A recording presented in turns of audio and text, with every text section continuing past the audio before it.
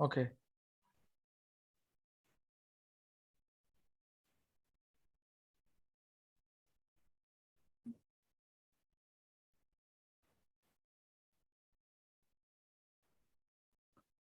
Okay जी। ठीक है। तो हमने यहाँ पे डिस्कस करा कि recognise the nature of profit and importance of profit. ठीक है कि कौन कौन से प्रॉफिट्स हो सकते हैं और प्रॉफिट की जो है वो इम्पोर्टेंस क्या है। क्योंकि हमने कहा कि सोसाइटी होल सोसाइटी का भी प्रॉफिट जो है वो बेहतर हो सकते हैं। और अगर एक बिजनेस प्रॉफिटेबल है इंडिकेशन कि बिजनेस जो है वो एफिशिएंटली परफॉर्मेंस जो है वो दे रहा है। ओके जी। ये सेकंड पॉइंट किसी को अगर क्लियर ना हो तो बताइएगा। क्लियर है? Recognise the nature and importance of profit.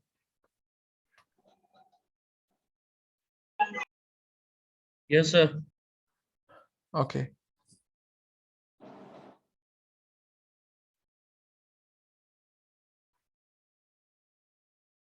Okay जी सिया, ये ऑनलाइन के लिए ड्यूरेशन कितना बताया गया है? 11:40 11:45 तक सर। 9 to 11:45। नहीं, it's not for the online session. Online के लिए ड्यूरेशन जो है वो टाइम टेबल में तो सर यही है, शायद उसमें कोई आपको फिर पता होगा, सर लेकिन टाइम। बीच में हाफ आवर का ब्रेक भी होगा ना, उसके हिसाब से। नहीं। बेसिकली जो है आप लोगों के पिछले सेमेस्टर में होते नहीं ऑनलाइन सेशन नहीं हुए? जी सर हुए हैं। तो वो कितने मिनट्स के होते थे? 45 90 मिनट्स के होते थे। तो अभी भी हमें यही गाइडलाइन है कि 40 के 2 सेशंस हुआ करेंगे। उसमें मैं लेक्चर आप लोगों को जैसे अभी डिलीवर किया सर है वो हो वो जाएंगे तो फिर इसलिए। हो गए हैं। अच्छा नहीं, उसमें एक एक और सेशन हुआ करेगा जिसमें आप लोगों के क्वेश्चंस वो तमाम चीज़ें वो it could be 10 minute 20 minute 30 minute. जैसे अभी मैं थर्ड आपको मैंने भेजा है ना, तो इसमें जी सर। बेसिकली इसको मैं वाइंड अप कर लूंगा अभी। एक एक टॉपिक और डिस्कस ये कॉन्सेप्ट डिस्कस करने के बाद उसके बाद आप लोगों के कोई भी क्वेश्चंस होंगे या अटेंडेंस वगैरह वो तमाम चीज़ें हम जो है ये थर्ड वाले लिंक में कर दिया करेंगे। ठीक है? तो 40 मिनट के जिसमें मैं आप लोगों को लेक्चर डिलीवर कर दिया करूंगा। बहुत इंपॉर्टेंट कोई क्वेश्चन होगा तो आप ड्यूरिंग क्लास पूछ लिया करें, जो 40 मिनट के 2 सेशन होंगे। अदरवाइज आप नोट डाउन कर लिया करें जो आपको लगे कि हम लास्ट में पूछ सकते हैं। ठीक है? तो वो आप लास्ट में फिर पूछ लिया करें। अटेंडेंस हो तमाम चीज़ें फिर हम उसको लास्ट में भी देख लिया करेंगे। और फर्स्ट लिंक हो या सेकंड लिंक हो सिया आप उसको जो है वैसे तो हमारी वो रिकॉर्डिंग में आ ही जाएंगे तमाम नाम, लेकिन आप फिर भी उसकी स्क्रीनशॉट ले लिया करें। ठीक है? सर मैंने आपको सेंड कर दी। Okay sorry. ऑलराइट। ओके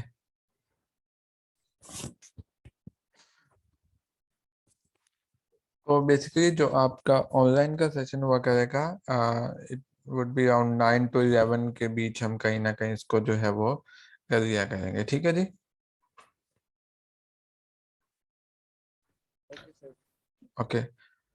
अच्छा हमने इफेक्टिव मैनेजमेंट की अगर हम बात करें तो हमने 2 पॉइंट यहाँ पे डिस्कस करे। Number 1, identify the goal and constraint. ठीक है? And number second, recognise the nature and importance of profit. अच्छा थर्ड जी Juveria, is there any question? Sir आप फिजिकल क्लासेस नहीं ले सकते?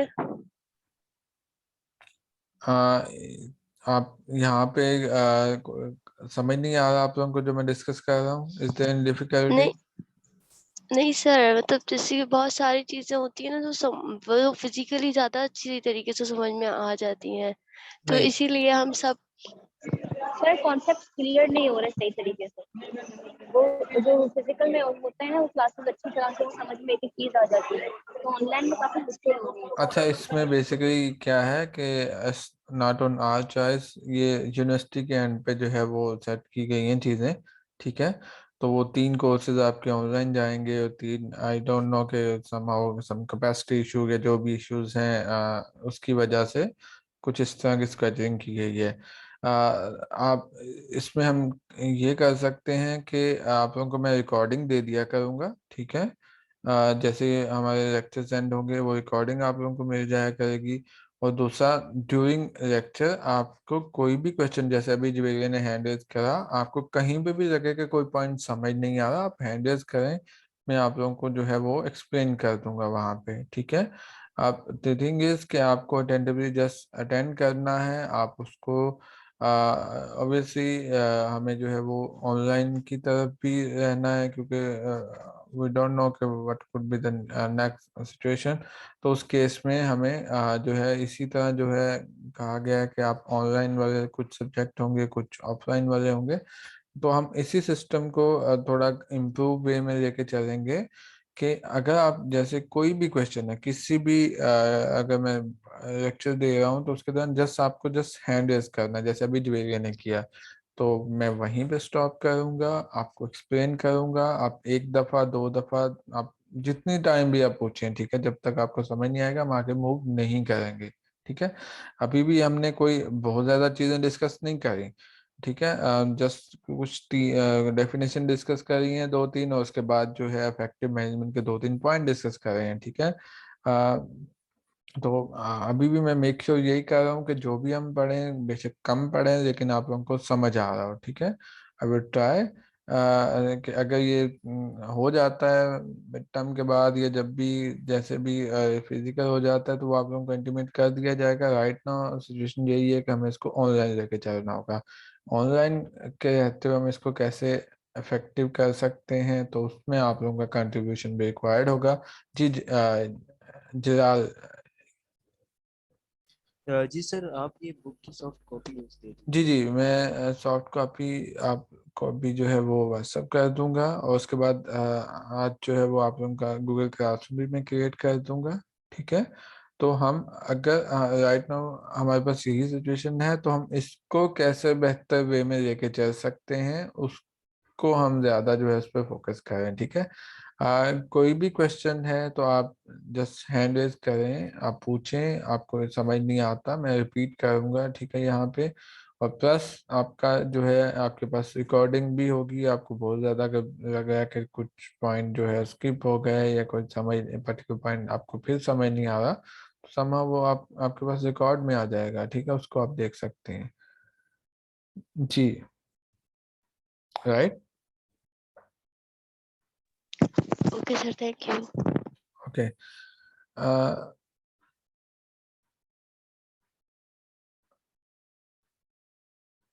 अच्छा, third point that we have,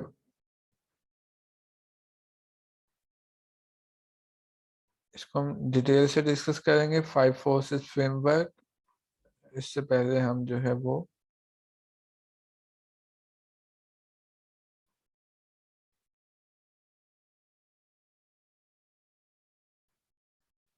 okay चलिए, इसमें जो है हम 5 फोर्सेस फ्रेमवर्क को मैं जस्ट थोड़ा सा एलेबोरेट कर दूं, इसको हम नेक्स्ट वाली क्लास में भी हम कंसीडर कर रहे होंगे।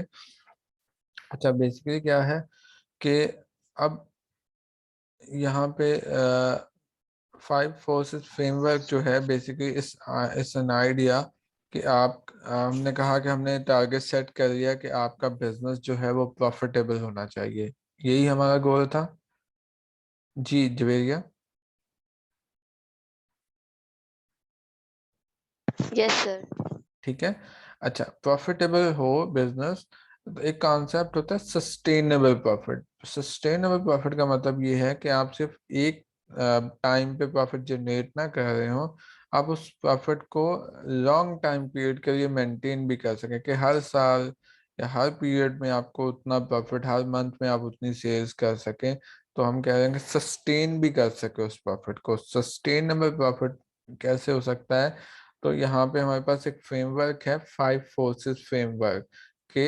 एक सस्टेनेबल इंडस्ट्री प्रॉफिट, अगर आप जिस इंडस्ट्री में ऑपरेट कर रहे हैं, जिस इंडस्ट्री में आप बिजनेस कर रहे हैं, उस इंडस्ट्री का सस्टेनेबल इंडस्ट्री प्रॉफिट, कि वो प्रॉफिटेबल इंडस्ट्री है या नहीं है, या सस्टेनेबल प्रॉफिटेबल इंडस्ट्री रह सकती है या नहीं रह सकती, प्रॉफिट मैनेज किए जा सकते हैं या नहीं किए जा सकते, मेंटेन किए जा सकते हैं या नहीं किए जा सकते। तो 5 फोर्सेस फ्रेमवर्क कहता है कि सस्टेनेबल इंडस्ट्री प्रॉफिट जो है 5 डिफरेंट फैक्टर पे डिपेंड कर रही होती है। ठीक है, कि कोई भी इंडस्ट्री जो है उसके सस्टेनेबल प्रॉफिट, कि वो हर दफा एक प्रॉफिटेबल इंडस्ट्री के तौर पे रहे, प्रॉफिटेबल बिजनेसेस हो सके, तो सस्टेनेबल इंडस्ट्री प्रॉफिट जो है वो डिपेंड कर रही है 5 डिफरेंट फैक्टर्स पे। नंबर 1 है एंट्री। एंट्री का मतलब ये है कि उस इंडस्ट्री में न्यू बिजनेसेस की एंट्री कितनी आसान या कितनी डिफिकल्ट है। ठीक है, लेट्स से कि टोटल अगर आप इंडस्ट्री का प्रॉफिट अगर हम बात करें कि इस इन परसेंटेज से 100% प्रॉफिटेबल इंडस्ट्री, उसमें डिफरेंट आपके पास प्लेयर्स होंगे, डिफरेंट कंपेटिटर होंगे, कुछ मेजर प्लेयर्स होंगे जो ज़्यादा पोर्शन होल्ड कर रहे होंगे, और कुछ जो है वो छोटे छोटे बिजनेसेस होंगे जो अराउंड पॉइंट कुछ परसेंट 1% इस तरह जो है वो पूरी इंडस्ट्री में शेयर जो है वो कैप्चर कर रहे होंगे। ठीक है, तो एंट्री अगर किसी भी इंडस्ट्री में बहुत आसान होगी, बहुत इजी होगी, ठीक है, इजीली कोई भी न्यू बिजनेस इन हो सकता है, तो इसका मतलब ये होगा कि वो इंडस्ट्री जो है, उस इंडस्ट्री में आप जिसमें वर्क कर रहे हैं उसमें प्रॉफिट को सस्टेन करना, it could be one of the difficult task हो सकता है कि आप क्योंकि एंट्री आसान है, कोई भी न्यू बिजनेस इन हो सकता है, आपके प्रॉफिट डिस्ट्रीब्यूट हो सकते हैं, आपके प्रॉफिट कम हो सकते हैं, इफेक्ट हो सकता है आपके प्रॉफिट। ठीक है, तो one of the major thing is sustainable industry profit का एक पॉइंट हमारे पास है एंट्री। इसको हम नेक्स्ट में डिटेल से भी डिस्कस करेंगे कि विद इन एंट्री एंट्री किन किन फैक्टर पे डिपेंड करती है, जैसे एंट्री कॉस्ट है, संक कॉस्ट है, नेटवर्क इफेक्ट्स हैं, स्विचिंग कॉस्ट है।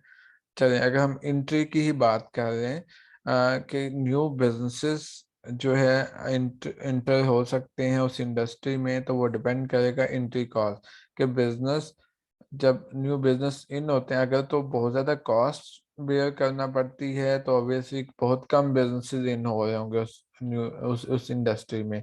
अगर एंट्री कॉस्ट नहीं है, इजीली कोई भी बिजनेस इन हो सकता है या आउट हो सकता है, तो एंट्री कॉस्ट कम होने की वजह से ज़्यादा बिजनेस इंटर हो रहे होंगे। ठीक है, इसी तरह संक कॉस्ट का कॉन्सेप्ट ये होता है कि cost that you could not recover, एक ऐसी cost business point of view से जो आप वापस रिकवर नहीं कर सकते। जैसे लाइक आप एक बिजनेस रन कर रहे हैं, आपने एडवर्टीजमेंट पे बहुत ज़्यादा एक्सपेंसेस कर दिए, अब चाहे आपकी सेल हो या ना हो, एडवर्टीजमेंट के एक्सपेंसेस तो आपको वापस नहीं मिलेंगे। ठीक है, तो the cost that you could not recover, तो वो आपकी संक कॉस्ट होती है।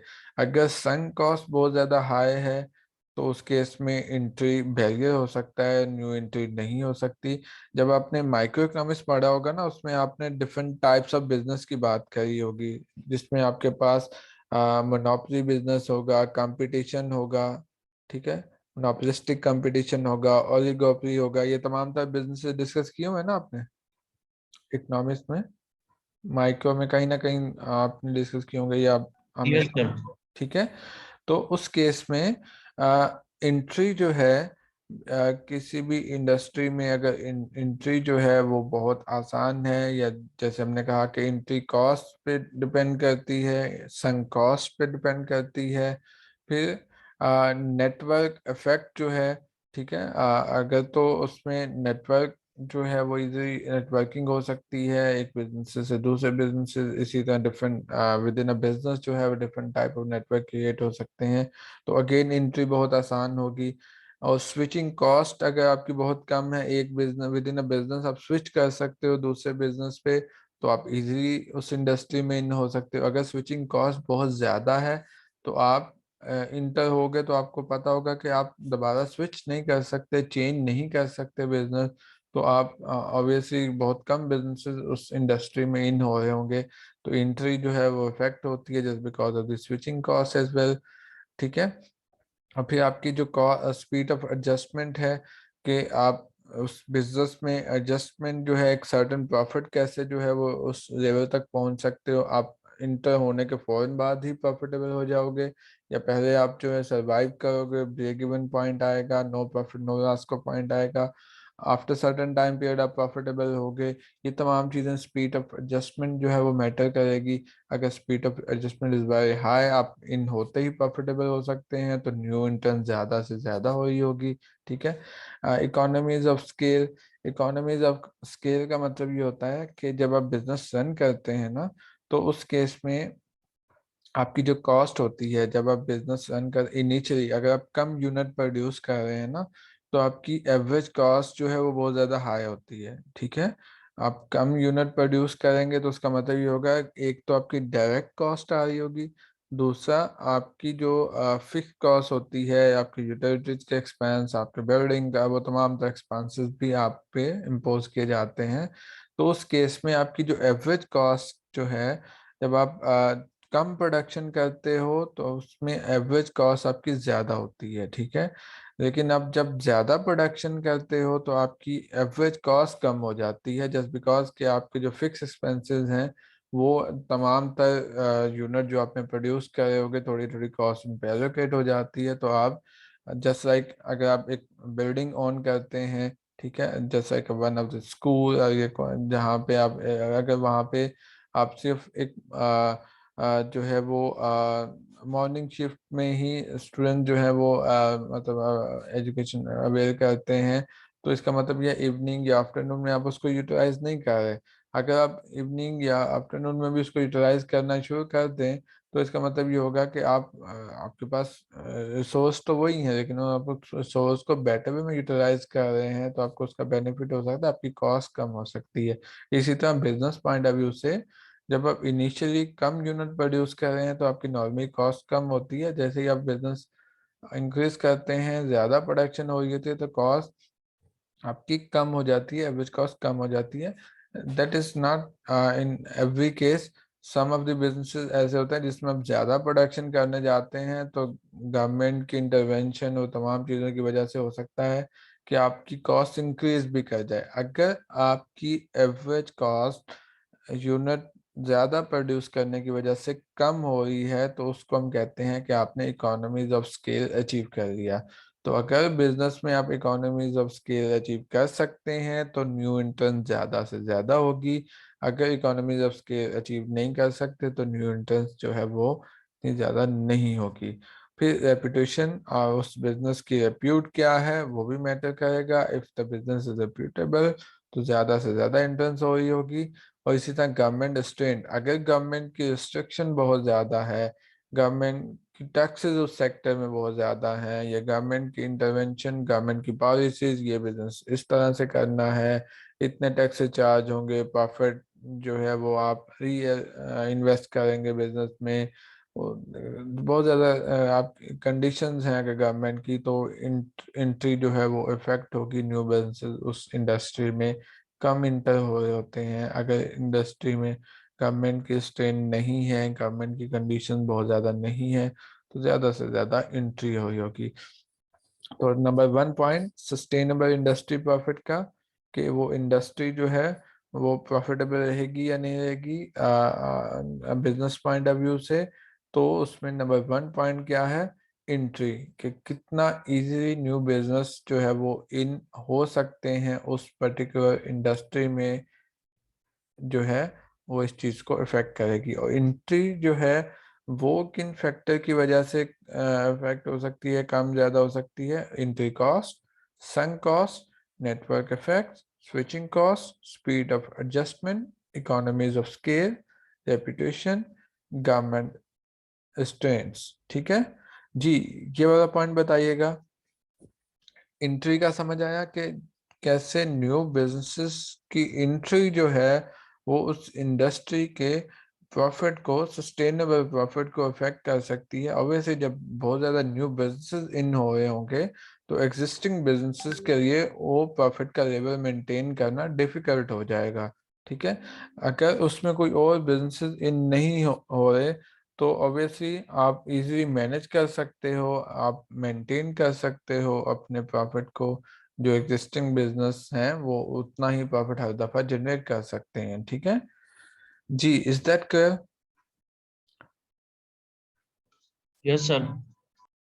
ठीक है, सस्टेनेबल इंडस्ट्री प्रॉफिट। और उसमें नंबर 1 पॉइंट जस्ट हमने अभी डिस्कस करा है कि एंट्री जो है in terms of new business जो है वो इसको अफेक्ट करते हैं, ठीक है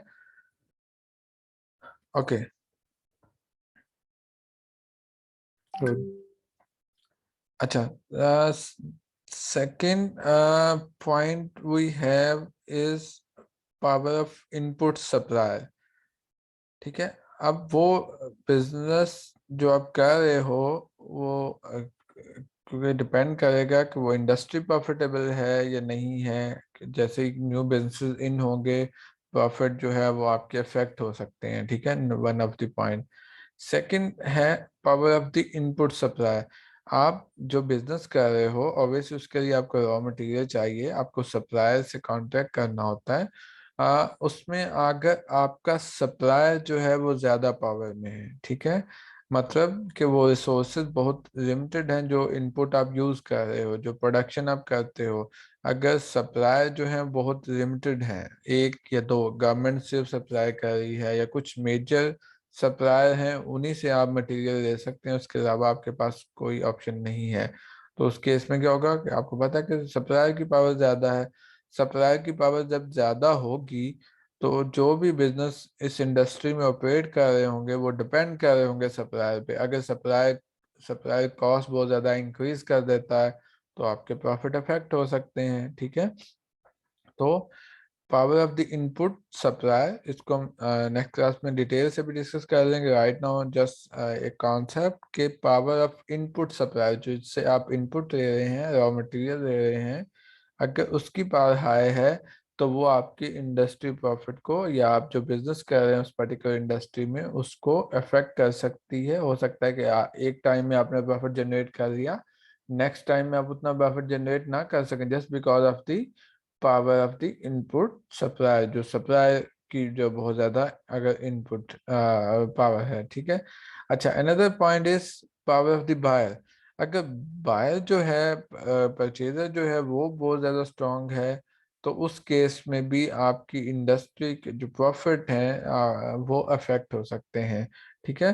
सप्लाई भी जो है वो उस आप पावर ऑफ द बायर कब होती है, वो नॉर्मली तब होगी जब कंज्यूमर के पास डिफरेंट ऑप्शंस हैं, अल्टरनेट प्रोडक्ट अवेलेबल है, ठीक है। आप बहुत ज़्यादा कंपटीशन है, ठीक है।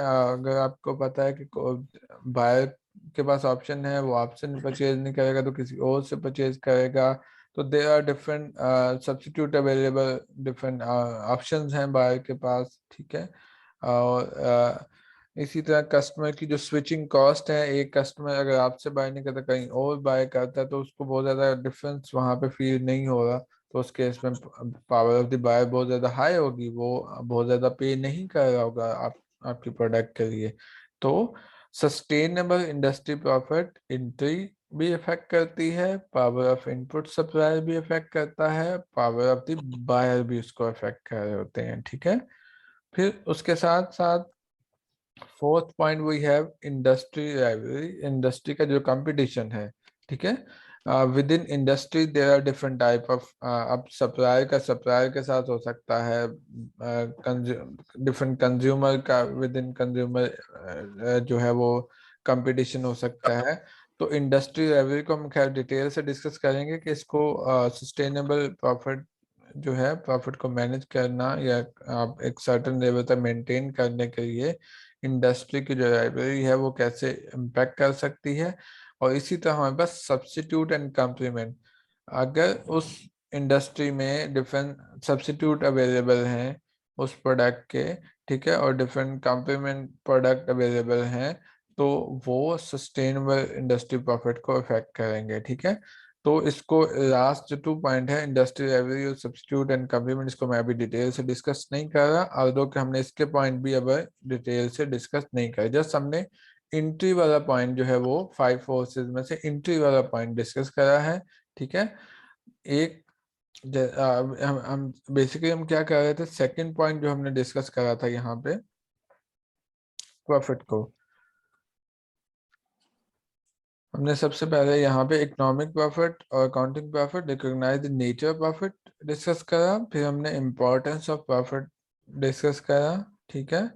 और उसके बाद हम जो है यहाँ पे हमने कहा कि प्रॉफिट जो है उसको हर दफा आप प्रॉफिटेबल रहें, वो जो है किस चीज पे डिपेंड करता है, तो वो ये 5 फोर्सेस फ्रेमवर्क। एक सस्टेनेबल इंडस्ट्री प्रॉफिट जो है वो तभी हो सकती है जब उसमें ये 5 फोर्सेस जो हैं वो फेवरेबल वे में मूव करें। फेवरेबल का मतलब ये होगा कि एंट्री बहुत ज्यादा अगर नहीं है, अगर और न्यू बिजनेसेस इन नहीं हो रहे, power of the input supply बहुत कम है, पावर ऑफ द बायर बहुत ज्यादा नहीं है, ठीक है, इंडस्ट्री एवरेज जो है बहुत ज्यादा नहीं है, सब्स्टिट्यूट अवेलेबल नहीं है उस तरह से, तो हम उसको खैर डिटेल से भी डिस्कस करेंगे कि ये पॉइंट किस डायरेक्शन में होने चाहिए, और विद इन दीज पॉइंट जो है सब पॉइंट इनको हम डिटेल से खैर डिस्कस कर रहे होंगे। तो just for the understanding of the concept अभी हमने डिस्कस करा है सस्टेनेबल इंडस्ट्री प्रॉफिट का, उसमें डिफरेंट पॉइंट जो है उसको हम कमिंग क्लास में डिटेल के साथ भी डिस्कस करेंगे। जी अब मुझे जो है वो जो हमने यहाँ तक डिस्कस करा somehow आप लोगों को क्लियर है चीजें? जी बताइएगा। Yes sir. ओके सिया, अभी जितने भी पार्टिसिपेंट हैं इनका स्क्रीनशॉट लेके मुझे सेंड कर दो, ठीक है। और जी किसी भी स्टूडेंट को अगर कोई क्वेश्चन है तो वो हैंड रेज कर ले और वो पूछ सकता है कोई भी क्वेश्चन अगर है तो।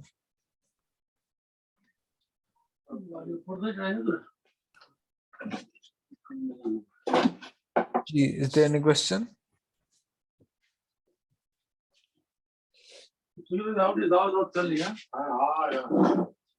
जी is there any question?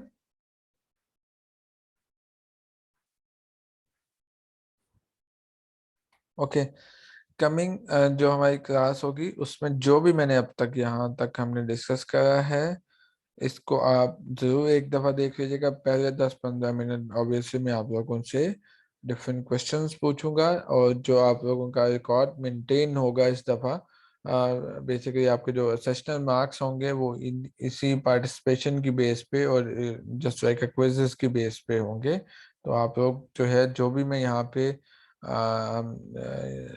Lecture में डिस्कस करेंगे कमिंग क्लास में फर्स्ट 10 to 15 मिनट जो है वो आप लोग उसमें पार्टिसिपेट करके आंसर कर रहे होंगे, ठीक है जी। Is that clear? सर आपको अटेंडेंस के ओके सर। स्क्रीनशॉट सेंड कर। ठीक है स्क्रीनशॉट आपने मुझे सेंड कर दिए, ठीक है। और अटेंडेंस शीट भी जो है वो आपको इसी वीक में जो है वो आप कंफर्म कर लीजिएगा, मिल जाएगी। तो फिर हम उसको जो है उस पर मेंटेन कर लिया करेंगे। राइट नाउ आप मुझे इसी तरह स्क्रीनशॉट भेज दिया करें, ठीक है जी। कोई भी पर्टिकुलर क्वेश्चन रिगार्डिंग कोर्स या कोई भी क्वेश्चन है तो आप लोग पूछ सकते हैं।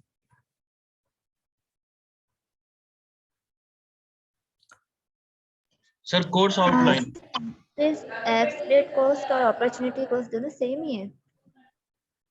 Opportunity cost and implicit cost, ठीक है। इम्प्लिसिट कॉस्ट वो हिडन कॉस्ट होती है जिसको हम इकोनॉमिक टर्म में अपॉर्चुनिटी कॉस्ट कहते हैं, ठीक है। आउटलाइन आप ये वाली बुक या कोई भी मटेरियल वो मैं आज आप लोगों का गूगल क्लासरूम क्रिएट कर दूंगा, ठीक है। उसमें जो है वो आप लोगों के साथ शेयर कर दी जाएगी, ठीक है। Okay sir.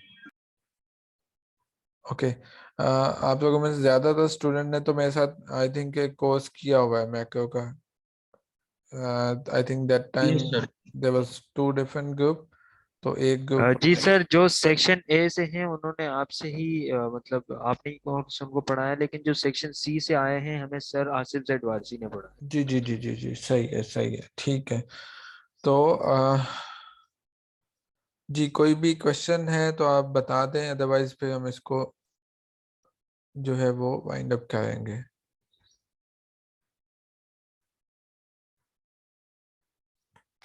नो सर कोई क्वेश्चन नहीं है। जी we have Aqib Arif yes sir. जी, कोई question? No sir. Okay, Hina and इसरा।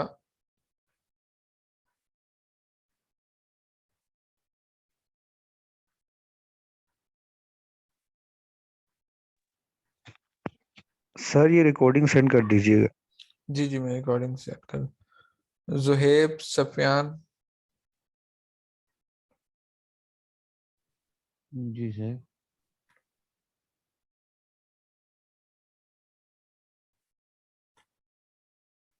जी Juhaib, is there any question? Sir मैं ज़ुहैब बिन सुफियान हूं, no question. Okay Sufiyan, alright, ठीक है जी। ड्यूरिंग क्लास जो है वो आप इसी तरह जो है वो अटेंड कीजिए। ये नहीं कि जैसे आपने स्टार्ट कर दिया और एंड कर दिया, आप जो है वो, ताकि आपको किसी भी किस्म की डिफिकल्टीज ना हो, आपको ये तमाम तर चीज़ें अंडरस्टैंड करने में, ठीक है। तो अगर आप लोगों के ऐसा कोई क्वेश्चन राइट नाउ नहीं है तो हम यहाँ पे जो है वो इसको एंड करेंगे। कमिंग क्लास में मेक श्योर कर लीजिएगा जो भी हमने यहाँ पे डिस्कस किया होगा उसको जरूर देख के आइएगा। और गूगल क्लासरूम के जो है वो उसकी डिटेल्स या आपको बता देंगे। वो आज जो है आप लोगों को ये बुक भी मिल जाएगी, प्लस इसकी रिकॉर्डिंग भी जो है वो वहाँ पे शेयर कर दी जाएगी, उसके लिंक वगैरह उस वहाँ पे शेयर कर दिए जाएंगे, तो वो आप अवेयर कर सकते हैं। ठीक है जी, विद दैट जी सिया, कोई क्वेश्चन तो नहीं है ना? ठीक है, no sir, thank you. Okay, चलें, with that we are going to end today session. Thank you very much.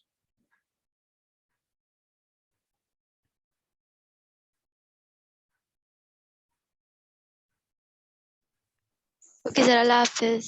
Okay, अल्लाह हाफिज।